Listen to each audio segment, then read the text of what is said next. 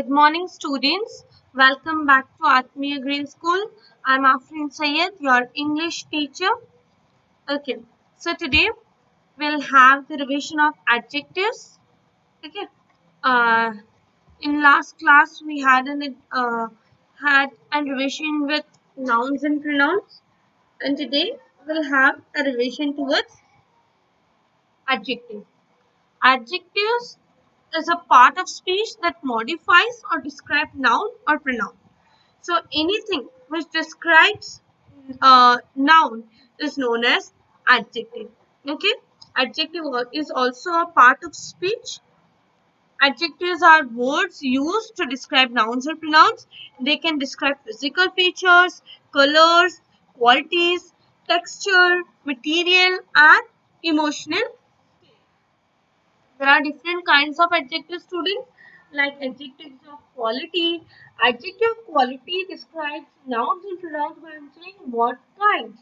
For example, she is quick learner. So learner is adjective of quality. Then we have adjective of quantity, describes noun and pronouns by answering how much. Okay, so something which describes us about how much it is known as adjective of quantity. Let's take an example. There is enough rice left for dinner. So enough works as an adjective of quantity. Okay, enough is the adjective of quantity. Then we have adjective of number. Adjective of number describes the nouns and pronouns by answering the question how many, in what order. Okay, in how many and in what order. For example, Ritik has 11 fingers. So 11 is adjective of number. Then he was fifth person whom we stopped for the direction. So fifth is the adjective of number. So we have learned about adjective of quality. We have learned about adjective of quantity and adjective of number. Then we have demonstrative adjective. Demonstrative adjectives are nouns or pronouns by answering the question which. They answer the question which. Okay. Nikhil got this book for his birthday. So which book he got? This book. THIS. This. Okay. Demonstrative adjectives are just like demonstrative pronouns, but they have a difference, and we'll discuss that what difference do they have. But which are demonstrative adjectives? Demonstrative adjectives are THIS this, THAT that, THSE those, THESE this. Then we have interrogative adjective used with the nouns and pronouns to ask questions. Interrogative adjectives are used with the nouns and pronouns to ask questions. Which animal can run faster? So which work as a interrogative adjective. Whose bike is that? Then whose work as interrogative adjective. Okay. Then we have possessive adjective. Possessive adjective is used with the nouns and pronouns to show possession. My poster won the first prize. So whose poster won the first prize? Mine. So mine is a possessive adjective. Your sister was looking for you. So your is possessive adjective. Okay. So, we have learned about adjective of quality, adjective of quantity, adjective of number, demonstrative adjective, interrogative adjective, and possessive adjective.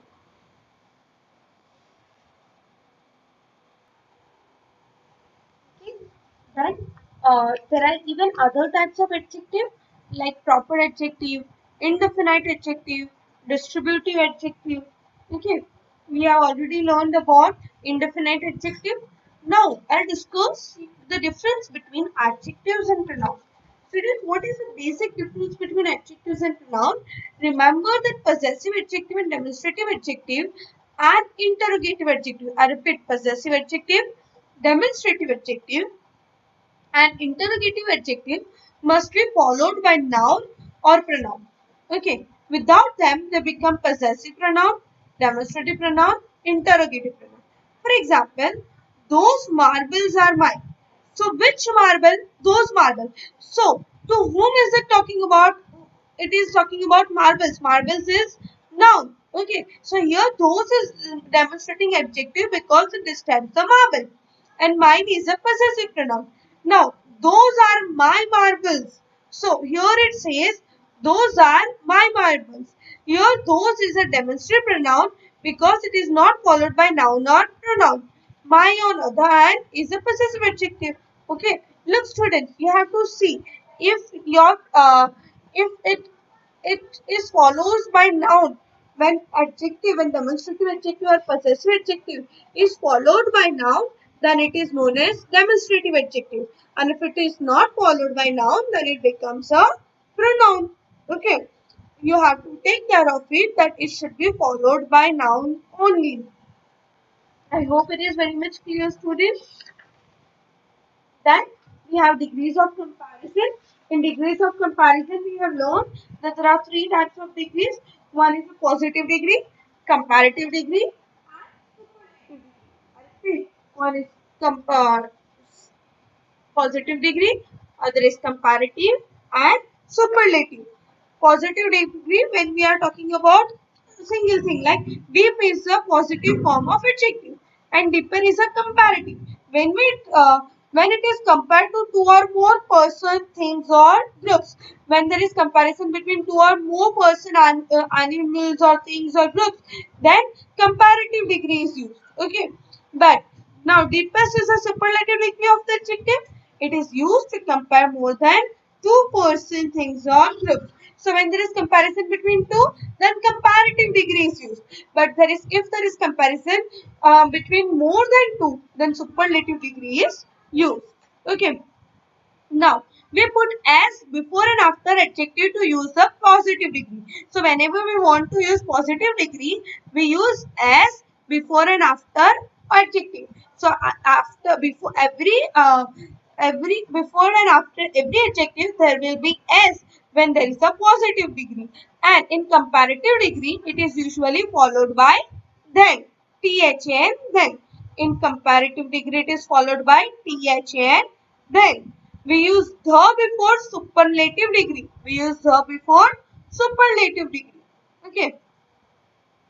Now, um, let's yes. Now there are some confusing pairs of adjectives, students. Like I had told in a video that a little and little makes a difference. For example, there is a little sugar left in jar, and there is little sugar left in jar. Up, you can see in the first sentence it is there is all little sugar left in the jar, and other says there is little sugar left in the jar. Okay, so all little means some amount but not much. all little means इतनी नहीं है, थोड़ी सी है. ठीक है, जबकि there is little sugar means almost none. बिल्कुल ना के बराबर. A little is here to mention a small quantity, while little is used to bring attention to smallness of the quantity. Okay. A little. When I use a little, that means there is some amount but not much. Okay. Whereas little means there is very less amount. Okay. Just like that, we have few and a few. When I say few people turned up at the function, that means not all, not many, almost none. मतलब बिल्कुल ना के बराबर, few. But when I say a few people did show up the party, that means not many but some. हाँ, बहुत ज़्यादा नहीं, पर थोड़े आए थे. ठीक है. There is difference between a little and little. There is difference between few and a few. Look, when there is a mention of a, that means not too less, but yes, the quantity is as much as we require. Okay, but when it says that only few or only little, that means the quantity is very less. It is like almost none. Okay. A few is used here to mention a small group of number of people, while few is used to bring attention to the lack of people. When the quantity is very less, then we use few. Okay. Then there is some time left for the next class. Some means little.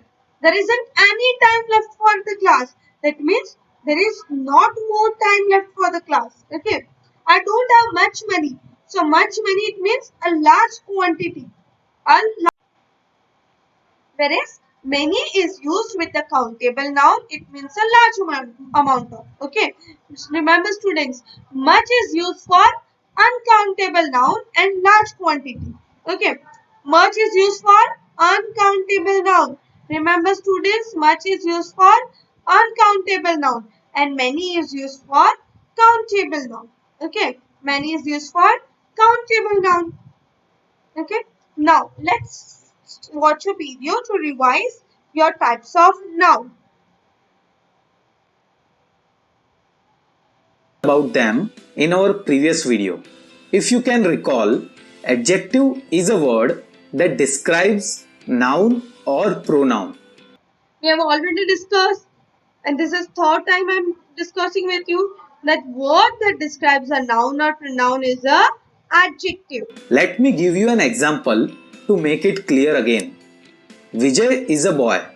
Here we are able to understand whether Vijay is a boy or not, but we are not able to get more details about what kind of boy Vijay is.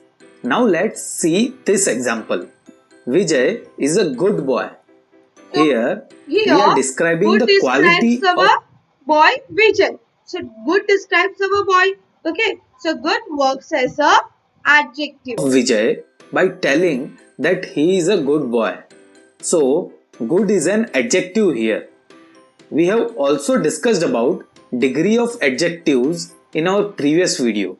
Please check that video if you haven't already. Links are in the description. Now let's look into different types of adjectives. Adjectives are divided into various types. We will look into main 6 types of adjectives. These are adjectives of quality, adjective of quantity, adjective of number, demonstrative adjective, interrogative adjective, and possessive adjective. Now let's look into them one by one. Adjective of quality. These are the words that describe the quality of noun or pronoun. Note the adjective of quality describes the quality of our noun or pronoun. word quality. Let me give you an example to make it clear. I have a nice teddy. Here, So what how is is our teddy? It is nice. We have already seen this video. Okay, when I was teaching you adjectives for the first time, we have seen the same video, and this is the revision where I'm again showing you this, which says that an adjective of quality basically describes the quality of noun or pronoun, as it is given. I have a nice teddy. So how is the teddy? It is nice. So it describes the adjective of quality. is the quality of teddy? It is nice. They generally answer the question of what kind in any sentence. Now, can you think of more such qualities of teddy? Someone may say that this teddy is of brown color, or someone may say it is an awesome teddy, or it is very cute. So, brown, awesome, and cute are the qualities of teddy. Adjective of quality is also referred to as descriptive adjectives. Now, let's look into the next type, adjective of quantity. They are the words that describe the quantity of nouns or pronouns. Please note the word quantity. Example, I have enough money. Here, enough describes the quantity of money I have. Questions they generally answer are how much in any sentence. Some more examples of them are I have some money.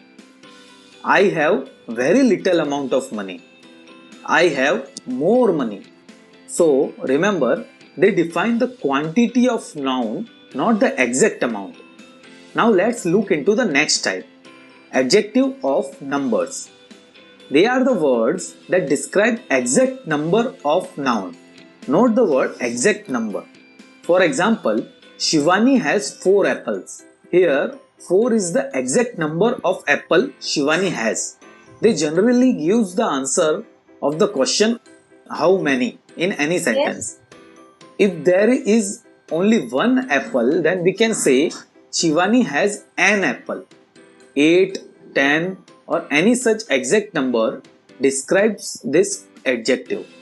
So remember, this. Whenever you have any exact number that is describing noun or pronoun, it is adjective of number. Let's Yes.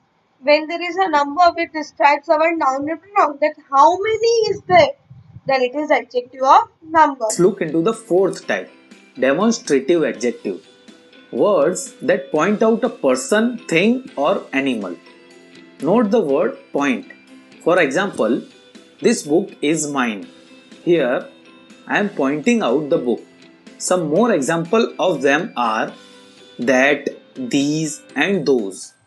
Now, if you remember, in pronouns, we discussed about demonstrative pronouns. Yes, I have And they already also taught had you the that same words, just now, these, that, and in the these, and last those. video also I have taught that. But there is a difference.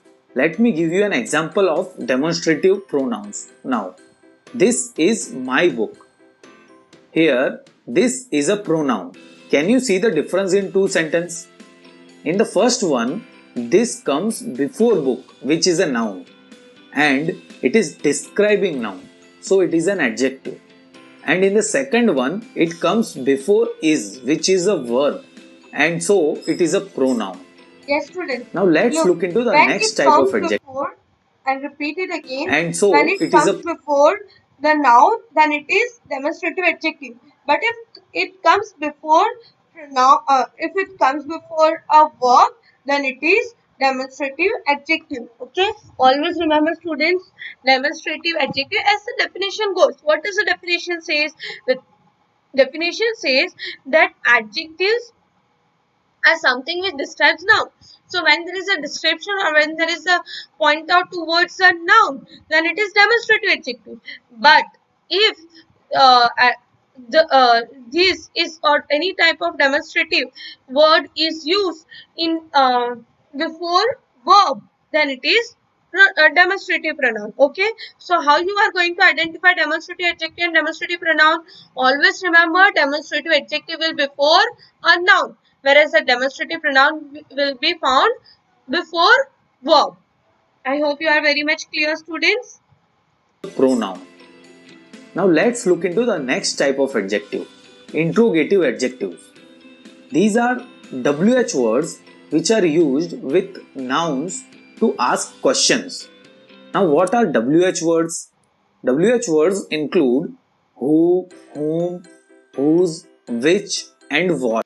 Basically, WH words are used with nouns to ask question.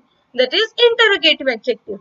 And just like that, as we have demonstrative adjective and demonstrative in pronouns, we also have interrogative adjective and interrogative pronouns. For example, which book is yours? Okay, now here also look, students, which is used before the noun. So it is interrogative adjective. Why? Because it is used before noun. Here, which is used before book and is asking question.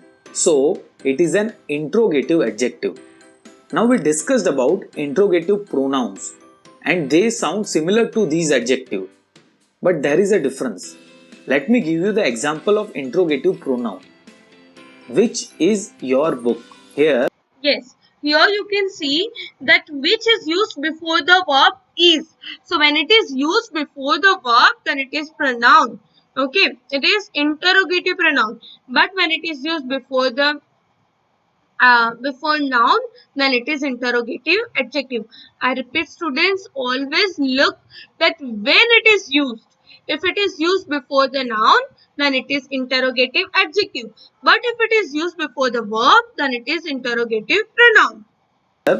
verb is used before which, so it is a pronoun. And in the above example, noun book is used, so it is an adjective. So now you would have understood the difference. Let's look into the sixth and final type of adjective, possessive adjectives. These are the words that are used to show ownership. Note the word ownership. Let's look into the example. Joe left his bat at home. Here, his word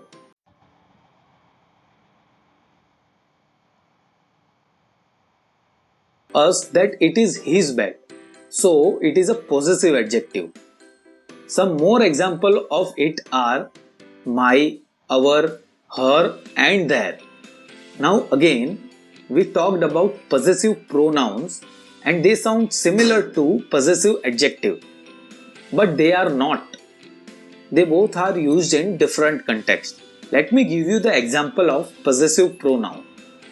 The bat next to the window is his. Here, his is not describing noun. It is used instead of noun. So, it is a pronoun. Look, students, Joe left his bat at home. So here it is describing that whose bat it is. It is Joe's bat, whereas here the bat next to the window is his. So it is replacing. Okay. Always remember this thing. Okay, students, I hope you have understood the adjectives very well.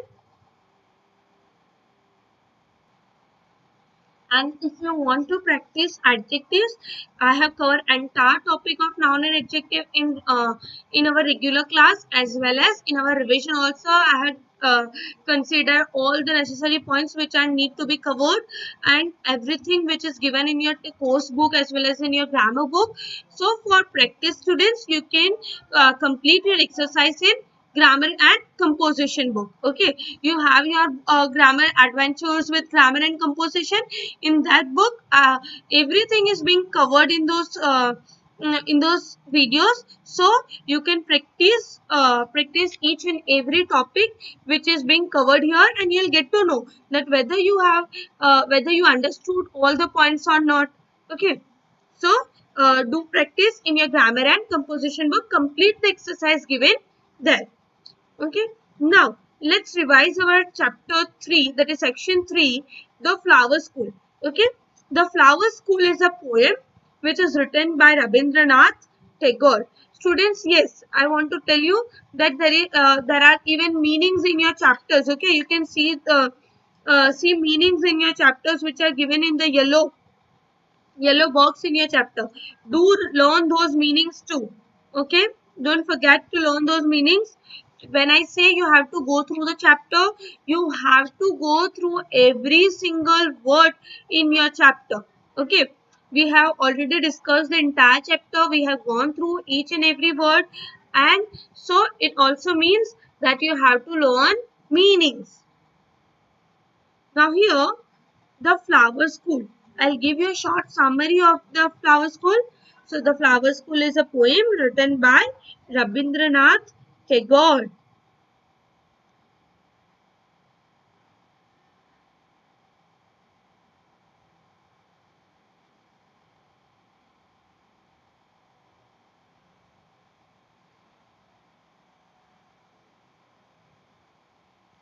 Okay, so the flower school by Rabindranath Tagore is a beautiful poem depicting his longing for his deceased mother.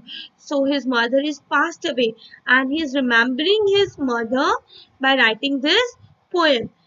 Okay, so what does he says that the poet starts the poem by portraying a rainy day scene from the cloudy sky and shower coming down in the month of June.